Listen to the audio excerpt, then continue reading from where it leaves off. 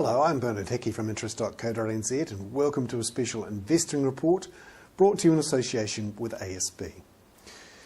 Here we have a chart, because we love charts here at investingJuly24, showing credit default swap spreads over the last couple of years. Now what, you may ask, is a credit default swap spread? Well, credit default swaps are a bit like insurance for bonds. They're taken out in financial markets just to give you an idea of how risky some corporate bond is. And these credit default swap spreads are for Australasian corporates, and in particular Australasian banks, which means our banks. What this chart shows is how risky the rest of the world thought our banks were over the last couple of years. And you can see that it really jumped up sharply through late 2008 into early 2009, during the worst of the financial market meltdown. And of course, it's dropped off since then, and dropped off quite a long way.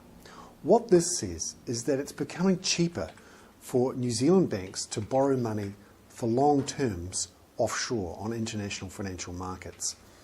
That's good news for these banks in that they might be able to pass that on in the form of lower mortgage rates. Might, because we're still at higher levels than we were back 2 or 3 years ago when it was really easy and cheap to borrow money overseas.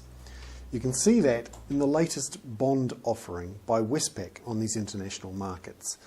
They paid 60 basis points over swaps, whereas a couple of months ago it was 80 basis points. So there you go. Things are getting slightly easier for the banks in their international funding. I'm Bernard Hickey. That was 90 at 9, brought to you in association with ASB.